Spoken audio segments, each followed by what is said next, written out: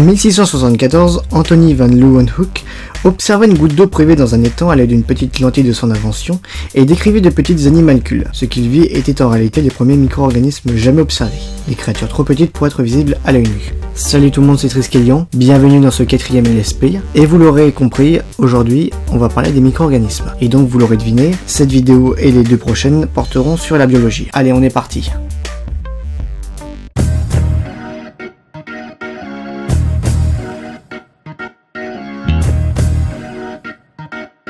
L'existence des micro-organismes fut ignorée jusqu'au développement du microscope optique, qui permit aux scientifiques d'observer le monde microbien. Mais avant cela, vous pouvez demander à quelqu'un ce que c'est un micro-organisme, il te répondait ça. Personne ne savait ce que c'était quoi. La découverte de Leeuwenhoek resta ignorée jusqu'au 19e siècle, lorsque Louis Pasteur démontra que les bactéries en milieu ouvert étaient responsables de la décomposition et de la fermentation du lait et du vin.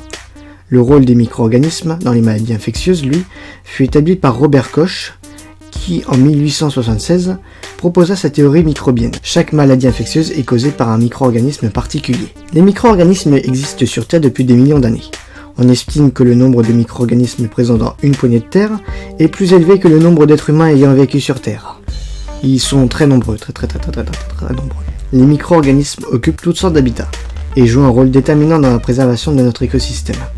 Ils forment la base de la chaîne alimentaire des rivières, des lacs et des océans. Ils sont essentiels à la décomposition, ils dégradent des déchets pour libérer des composés chimiques, capturent l'azote de l'air pour assurer la croissance des plantes, qui fournissent de la nourriture aux animaux. Les bactéries dans les entrailles des animaux facilitent l'assimilation de la cellulose des végétaux dont ils se nourrissent. Chez l'homme, les intestins sont peuplés de millions de bactéries bénéfiques qui facilitent la digestion et produisent des vitamines essentielles à la santé de notre organisme. Le monde microbien comprend les bactéries, les virus, les protozoaires, les algues, les levures, les spores et certains parasites qui dans leur cycle de vie en sont encore au stade microscopique. Leur taille varie de quelques nanomètres pour les virus, aux algues susceptibles de dépasser les 50 micromètres, jusqu'aux grands protozoaires. Les microbes sont pour la plupart inoffensifs, voire essentiels à la vie. Peu de microbes sont responsables de maladies au final. Les micro-organismes se divisent en deux groupes.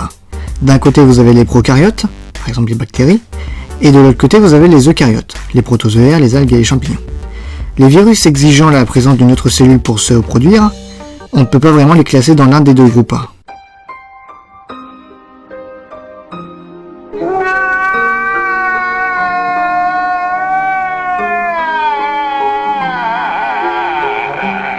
Les prokaryotes sont essentiellement libres, possèdent une paroi cellulaire mais pas de noyau défini. Les cellules eucaryotiques, elles, ont un noyau et d'autres structures cellulaires définies. Parlons des protozoaires pour commencer. Les protozoaires sont des organismes eucaryotiques unicellulaires, surtout rencontrés dans les environnements aquatiques.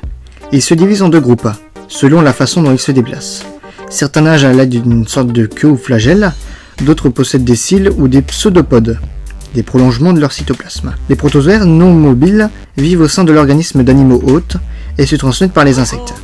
Inoffensifs pour la plupart, certains peuvent pourtant être responsables de maladies graves, comme le paludisme ou la toxoplasmose.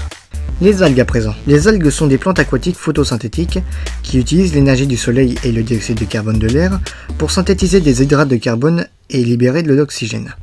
Elles sont unicellulaires, filamenteuses ou pluricellulaires, avec une couleur variant du vert au rouge ou du brun au jaune selon la nature du pigment photosynthétique présent. Les algues unicellulaires ou phytoplancton forment la base de la chaîne alimentaire des environnements aquatiques.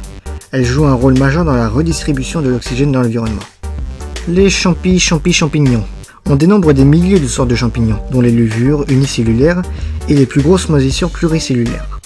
Essentiels à la décomposition, les champignons sont à la base de certains antibiotiques. Par exemple, si je vous dis pénicillium, vous me dites... Oui Frédéric, je ne sais pas. Les autres alors, vite, on en profite. Moi non plus. Non, vous me dites pénicilline, voilà.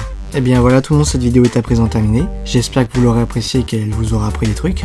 Si c'est le cas, n'hésitez pas à la partager et à en parler autour de vous, ça me fera très plaisir. Et si tu ne veux rien rater de mes prochaines vidéos, je t'invite à t'abonner, voilà. Et sur ce, à une prochaine. Allez, Kenavo!